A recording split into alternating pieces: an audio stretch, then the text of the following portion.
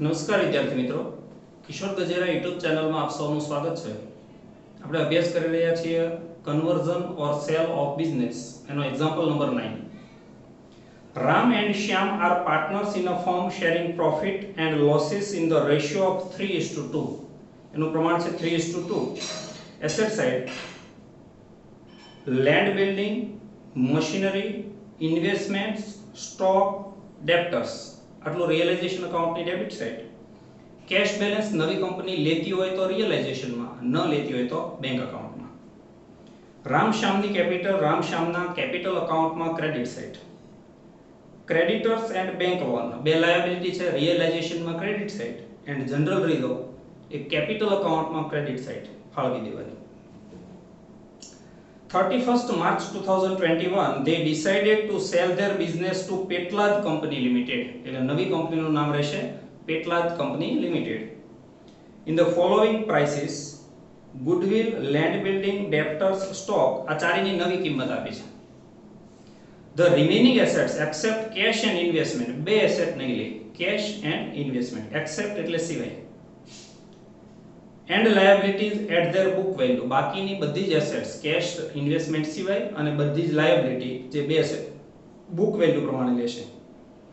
Petlad Company Limited issue 1200 share of rupees 100 each as fully paid at a premium of 20%.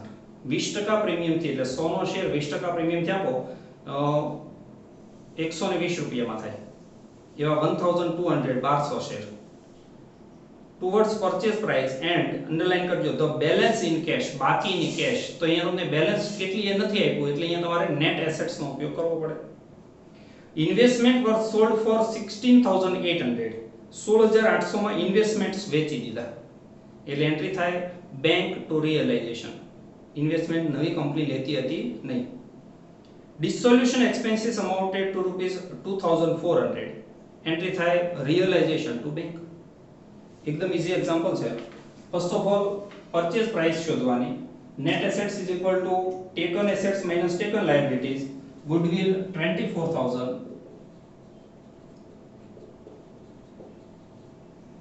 Land building 1,03,200,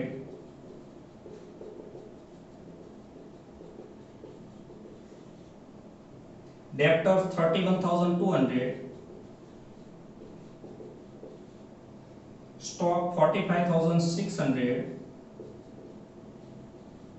બાકીની asset જોઈએ તો land building ની આવી ગઈ પણ મશીનરી તમને 48,000 જે ડેપ્રિસિએટેડ વેલ્યુ છે એ લેવાની. મશીનરી 48,000. ઇન્વેસ્ટમેન્ટ નવી કંપની લેતી નથી. સ્ટોક ની નવી કિંમત આવી ગઈ, ડેપ્ટર્સ ની આવી ગઈ, કેશ નવી કંપની લેતી નથી. આ પાંચ એસેટ્સ લેશે એ પાંચનું ટોટલ થશે 2,52,000.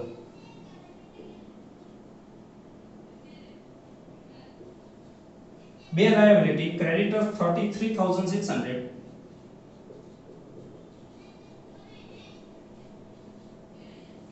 અને બેંક લોન 50,400.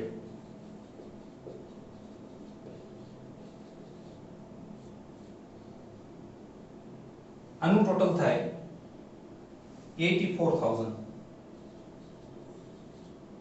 माइनस करो એટલે 1,68,000 purchase price.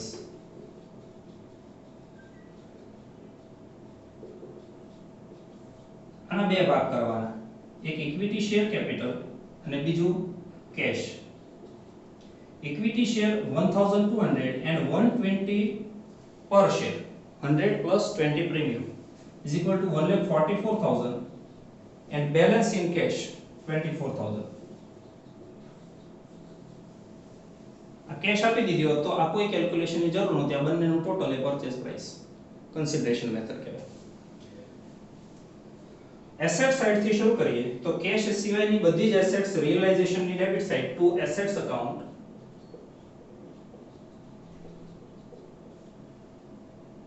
Land building 76,800,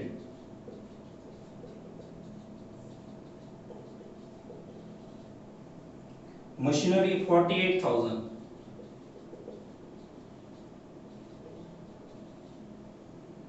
investment નવી કંપની લેતી હોય કે ન લેતી હોય એ અત્યારે જોવાનું નથી, એ પરચેસ પ્રાઇસ વખતે જોવાનું. ઇન્વેસ્ટમેન્ટ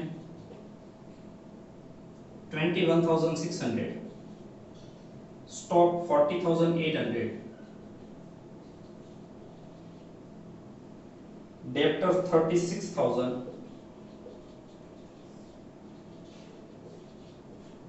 કેશ બેંક અહીંયા લખવાનું નહીં કારણ કે કેશ બેંક નવી કંપની લેતી નથી અને એનું અકાઉન્ટ આપણે બનાવીએ છીએ એટલે ટુ બેલેન્સ બીડી 4800. ઉપરની અમાઉન્ટનું ટોટલ થાય છે 2,35,200. લાયબિલિટી સાઈડ કેપિટલ છે, કેપિટલ અકાઉન્ટની credit side by balance BD 72,000 48,000. એક જનરલ રિઝર્વ અહીંયા જ લખી દઈએ બાય જનરલ રિઝર્વ. રામ શ્યામનો પ્રોફિટ શેરિંગ રેશિયો છે 3:2, 14,400 9,600. creditors and bank loan liability realization ની credit side by liabilities account. creditors 33,600 and bank loan 50,400. total 84,000. આટલું થાય એટલે પરચેસ પ્રાઇસ ની બે entry. Purchase price 168, Petlad to realisation. અહીંયા લખાશે to realisation account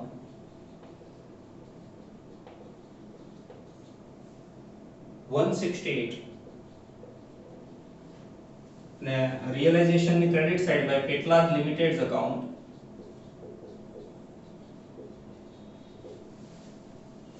1,68,000. Second entry આ બંને account debit to Petlad. Equity share ની debit side to Petlad limited account 1,44,000. Bank account ની debit side to Petlad limited account 24,000. અને સેકન્ડ એન્ટ્રી પેટલાદ લિમિટેડ ની credit side by equity share capital account 1,44,000 by bank account 24,000. ત્યાર પછીનો નિયમ, જે એસેટ નવી company ન લેતી હોય એનો નિકાલ કરવાનો. એ કેશ નથી લેતી એ વેચાય નહીં, પણ ઇન્વેસ્ટમેન્ટ નથી લેતી તો ઇન્વેસ્ટમેન્ટ તમને એવું કીધું છે કે એ વેચી દીધા 16,800 માં. એટલે એન્ટ્રી થાય બેંક ટુ રિયલાઇઝેશન. બેંક ની debit side to realisation account 16,800 અને રિયલાઇઝેશન ની credit side by bank account into bracket investment 16,800.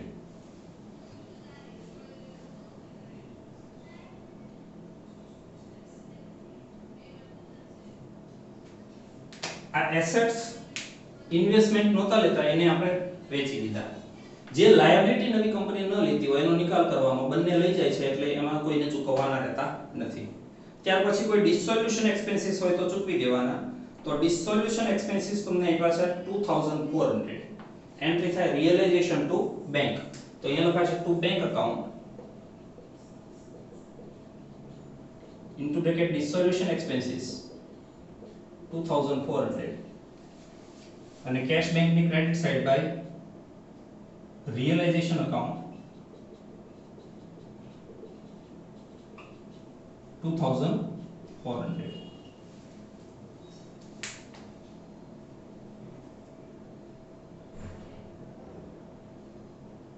હવે નવી કંપની પાસેથી જે શેર ડિવેન્ચર મળ્યા હોય એ ફાળવી દેવાના. 1,44,000 ના શેર છે, કયા પ્રમાણમાં ફાળવવા એવું તમને કંઈ કીધું નથી.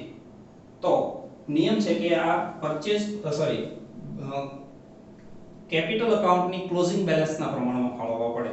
એના માટે તમારે પહેલા તો રિયલાઇઝેશન અકાઉન્ટ ક્લોઝ કરવું પડે. તો રિયલાઇઝેશન અકાઉન્ટનું ટોટલ થશે 2,80,800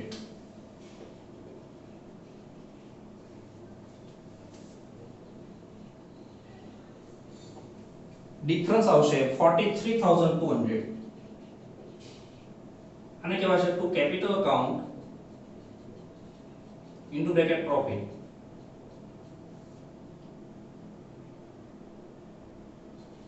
RS Ram and Shyam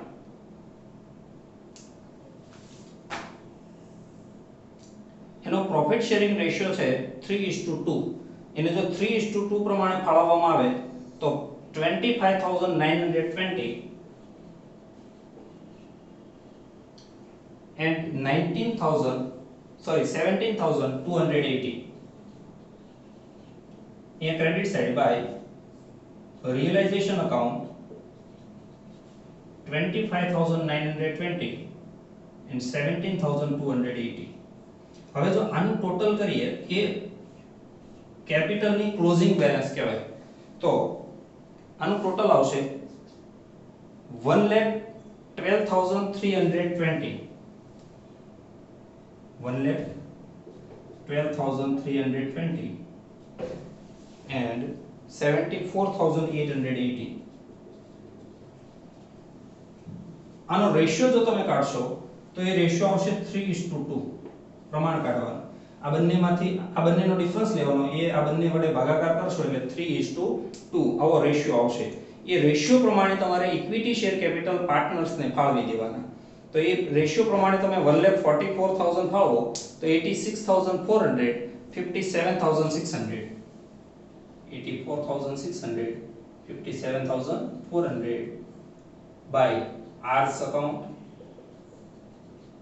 by S account અને આનું ટોટલ કરો તો 1,44,000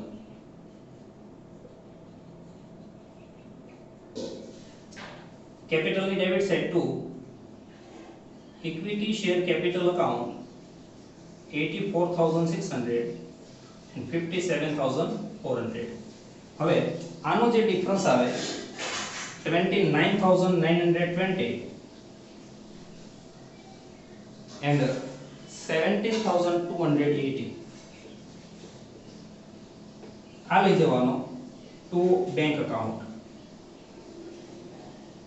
ટોટલ આવશે 1,12,320 74,880 by R's account 29,920 by S account 17,280 આનું ટોટલ થાય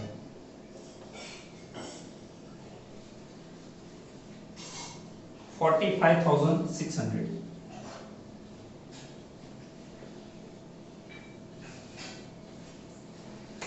Thank you very much, friends.